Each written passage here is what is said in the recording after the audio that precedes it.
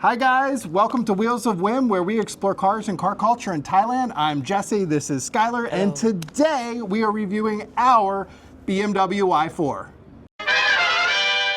Now, if this is your first time tuning in, I've decided that I was sick and tired of trying to find car reviews for cars in Thailand that are in English.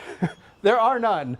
So I decided that we were going to be the first car review in English in Thailand. And today we're going over my BMW i4. This is the eDrive35. So this is the base model, and this is what you would expect to get if you're a customer in Thailand looking for a premium performance electric sedan. This is a 2023 model. As of 2025, it has been discontinued. So the list price for this car when we bought it was 3.79 million. And about a year after, they decided to drop the price down significantly to under 3 million baht. So that was a hard pill to swallow. But we still love the car, and I'm going to show you all of its features. For power, this is a single rear-mounted electric motor. It's rear-wheel drive. The power is 282 horsepower, which is 210 kilowatts. It's got 400 Newton meters of torque. It's a single-speed automatic. The battery is 70.2 kilowatts. Charging, it uses a standard CCS2 port, and it has an AC charging rate of up to 11 kilowatts and DC fast charging up to a maximum rate of 180 kilowatts, which is pretty much faster than any station that I've seen here in Thailand. This car does 0 to 60 in 5.8 seconds and 0 to 100 kilometers per hour in 6 seconds. Thai market has limited this car's top speed to 192 kilometers per hour. This car's curb weight is 2,065 kilograms. Despite sitting up a little bit higher when you're in the car, it only has a ground clearance of about 125 millimeters. It actually sits quite low. This car has 18-inch wheels, and it's worth noting that the rear wheels are wider than the front, so you can't just rotate your tires like you would with a normal car. The 18-inch wheels are included with removable aero covers. So these little covers here can pop off. And so that's optional. You can take them off if you want to, but you'll get more range with the aero covers on. The brakes on this car are absolutely massive. They're really big for a normal car, but considering it's got all this weight to stop, it makes sense. Also, it's got regenerative braking too. That's right. So you got regen braking plus these brakes, and it actually stops very, very quickly for an electric car. So a little bit about the i4. Obviously, it's from BMW, which is one of the longest standing luxury manufacturers of cars in Thailand. They actually do have a factory in Rayong. They do produce batteries there, but they do not produce the i4 specifically. So the i4 is an import from Germany, produced in Munich, and as such, that's why it does command a higher price tag. So the i4 kind of represented one of BMW's first efforts to create a unified platform on their cars, where the same body is used for the i4 as well as the traditional 4 Series. So they share the same interior, a lot of the same body panels on the outside. The good part about that is that it makes the car feel very natural, like you're just hopping into any other 4 Series. It works exactly the same way. It looks like a normal car, not a spaceship with minimal design, and it's actually quite pleasant to just hop in and drive, especially for new drivers, people who haven't driven EVs before.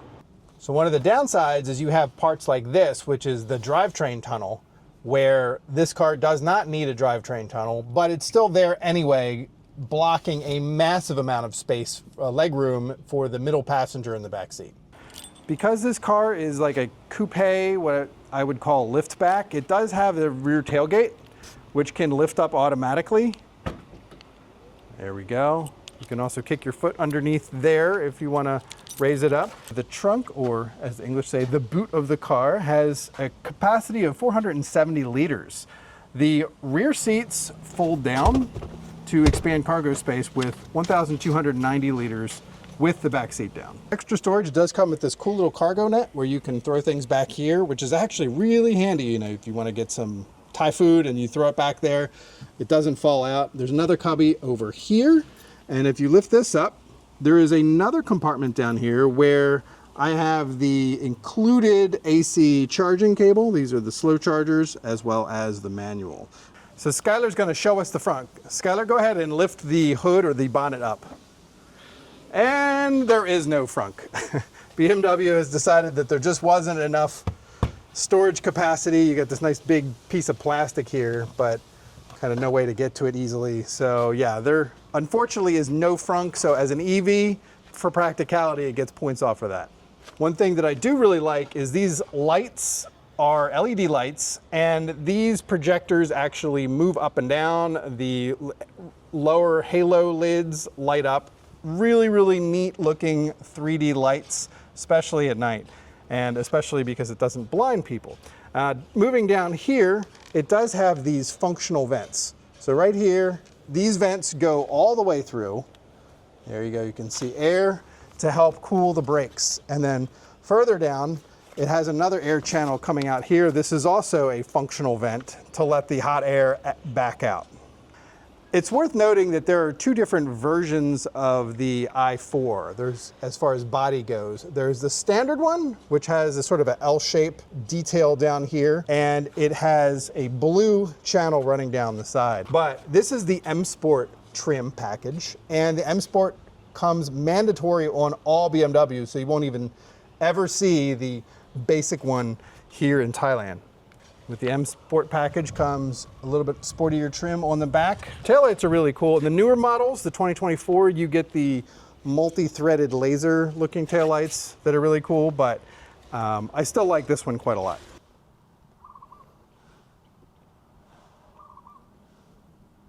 The dashboard is a clean, modern design with a curved display that curves towards the driver. You can see that. The trim is leather upholstery with aluminum and gloss black accents. Both front seats are fully adjustable with lumbar support and even side bolster support right there, which will adjust these to squeeze you or not squeeze you so much, depending on your width. It also has under thigh support that you can adjust. Overall, the cabin feels sporty, not too cramped, and definitely caters to the driver with that sort of premium sporty experience. I find the seats to be comfortable and supportive, but not overly cushy. So being a BMW, there's obviously going to be a lot of extra cool features like this self-dimming mirror that dims at night. The side view mirrors also dim, as well as alert you if there's somebody in your blind spot. There's a hidden flip-up compartment here that has space for 2 cups, as well as smart wireless charging. And there is a single USB port here, as well as a lighter, 12-volt lighter for accessories. For comfort, there's dual zone climate control that you can set here. There's vents here and on the side that you can open and close, as well as rear vents in the back. So let's talk about storage. There is a glove box over here, which right now is filled with paperwork. There are cup holders to the bottom of the door. You can stick about 2 cups or whatever you want in there. Those are actually fairly useful. There's also this, which I have stuff in there right now, but that does open up, and there is one USB-C port right down there inside of it. Let's talk about the infotainment. This features the BMW eDrive 8.5 system on a 14.9-inch central curved touchscreen. The eDrive system features this rotary controller that can move left, right, up, and down. You can also draw on it. It's got a wheel, and it actually works quite well to control the screen while you're driving. Now this is one of my favorite features. It features Apple CarPlay and Android Auto, but it's not just a separate app. It's fully integrated into the eDrive system. So if you go into the menu here, you'll have charging, which is a BMW app, but then over here you've got audiobooks and CarPlay. So it mixes in your Apple apps or your Android apps with the internal car system to make it fairly seamless. One of my favorite features is the Live Vehicle app that allows you to see your car as it's driving. Right now we're in park. If I put on my brakes, you see the brake lights come on. And when the car is moving, the wheels will be moving. So it's pretty cool, and it will dynamically show you different stuff about regeneration or animations as it pertains to your exact car and your exact color, which is cool. The sound system is pretty good too. It features a Harman Kardon sound system, and the eDrive system itself has built-in over-the-air updates, so you never have to update it or connect it to your phone to update the system. In addition, BMW has a My BMW app that allows you to control things like climate, lock, unlock, turn your lights on or off, and see where your BMW is at all times. And it also functions using Apple Wallet as a key. So I can actually drive the car with my phone if I forget my keys, which is nice and convenient and has definitely come in handy. Next up is a segment called Backseat Driver, where Skyler shows us the amenities in the rear seat where he spends a lot of his time since he's only 12. All right, Skyler, give us the tour. So, open the door. We have our little cubbies here. Have the window. Yep. We have the door These handle. are cool latches. A lot of people don't understand how they work right away, but they're quite nice and premium. They're all metal. We have another cubby over here. And then we have the door lock. I'm not the biggest fan of the door lock because there's no really way to unlock it.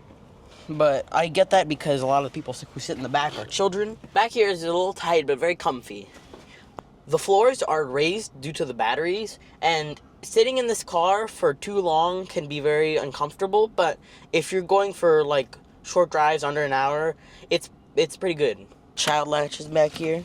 Right here, we have a cup holder. Pretty cool. Opens up. The left one is slightly smaller than the right one. This is one of my favorite parts about this car.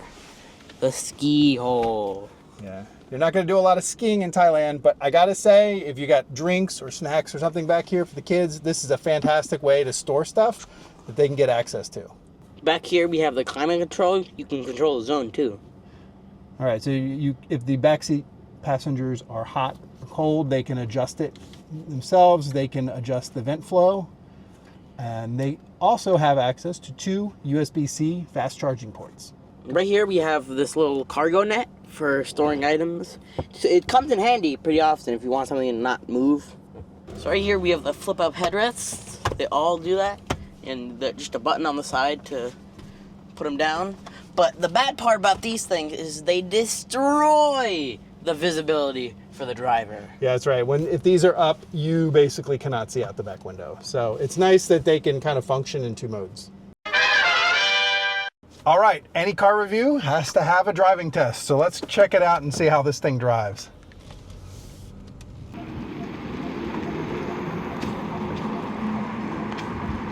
So this car really is supposed to be one of BMW's premier electric sports sedans, and they've spent a lot of time and energy making sure that this thing handles like a 4 Series would.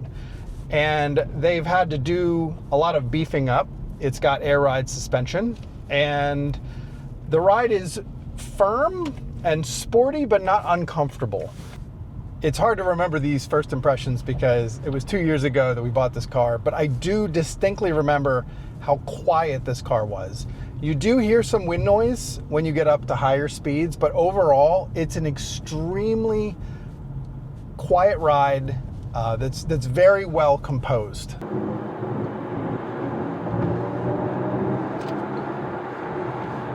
So the handling on this thing is extremely precise. Like when I change lanes, here I'll change lanes real quick, it darts over and easily I'm able to recenter the vehicle.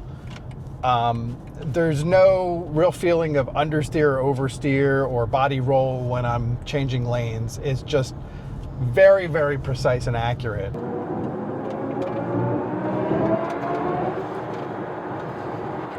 God, this thing is fast. Oh, I love the sound when it accelerates. It's like a spaceship. Yeah, you forget how fast this car actually is, how much grip it has. When it comes to handling, it's really hard to ignore the elephant in the room, which is that this car, even the base model with the smallest battery, weighs about as much as an entry-level pickup truck in Thailand. And that becomes very difficult because sports cars are supposed to be lightweight and nimble. And when you add that much battery weight, even when the battery is mounted low in the car, you still feel that weight if you're really throwing it into the corners.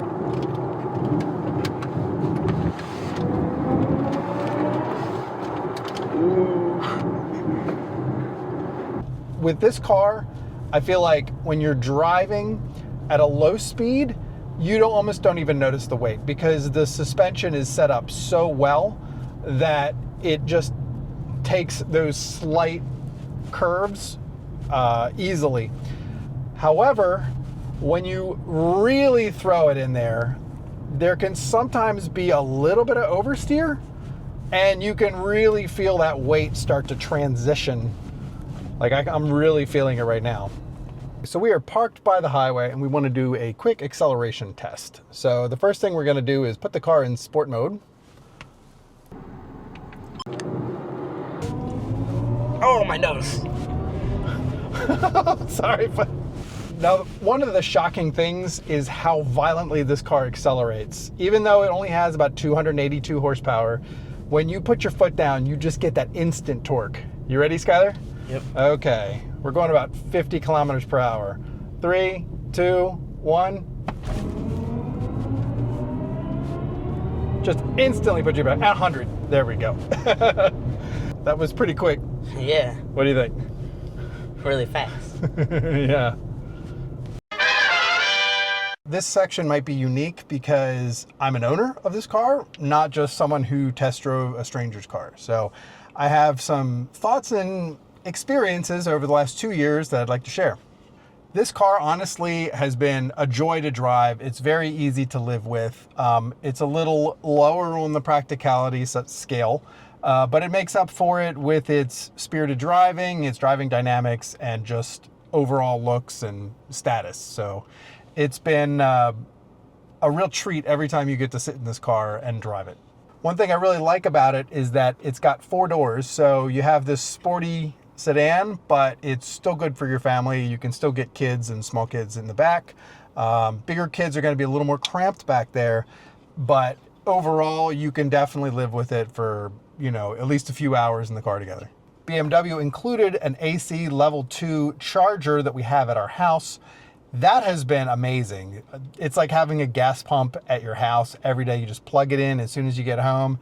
It fills up overnight at a reduced rate, and then the morning you're topped up. I saved so much money in gas by switching to this car from my old Honda Civic that I would drive. It was about a 75% savings in gas money. Now, owning an electric car isn't all good parts. There's some negatives too. Thailand has been selling a lot of electric cars, and even though they do have electric car charging infrastructure, it's not there yet as far as supporting the sheer number of cars that are now on the road. So it can be a little challenging or confusing when you go to try to fill up, especially if you haven't reserved a charging station. Now, generally, I've got the windows pretty clean right now, but the windows do occasionally leave streaks. Sometimes you see like a little bit of a white mark here. I don't know why it does this. When these windows get wet, sometimes they get this streaky stuff that's pretty easy to clean off, but it's still a negative point. Now, having owned a BMW in the US, I've gotten accustomed to when you buy a BMW, you have all sorts of choices. You have 5 different interior choices, 11 different colors. You have all sorts of little trim accents and everything. And unfortunately here, when you buy the car, you get what you get. You're basically limited to the choice of few colors that they have, and there is no interior choice. You just get what interior comes with that color. Okay, now I hope you can see this, but the BMW does have negative camber. So you can see that the wheels are towed in a little bit, or the bottoms are towed out, and that can tend to put stress on the inside of the wheel. And it's very common for BMW i4 owners to have that part wear out first.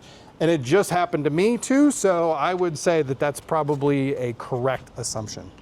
So those tires only lasted me about 2 years on a set. And so you're going to have to budget in for tire costs on this car because it's heavy and it's rear wheel drive and powerful. If you opt for the eDrive40 or M50, you can expect a lot more tire wear because they have a lot more power. So that's actually one of the benefits of the eDrive35 is that it has a little less power, a little less weight, and so it's a little easier on those tires. But the good thing is because it has such strong regenerative braking, it generally doesn't wear too much on the brakes. So you might be able to get the full life of the car without ever having to replace the brakes. Okay, let's talk about reliability a little bit. So this car has not really been perfect. I've had two major issues. One was that the air ride suspension was leaking. This car is equipped with air ride suspension, and the rear right, I guess, cylinder or whatever it was slowly leaking air. It wasn't a major problem because every time I would start the car, it would pump back up. But over time, it would cause a fault and was an issue. So that was promptly taken care of. The second problem, and one that's kind of ongoing, is that I get a drivetrain error sometimes. And it has never stopped the car from driving, but I did have to take it in for one such service.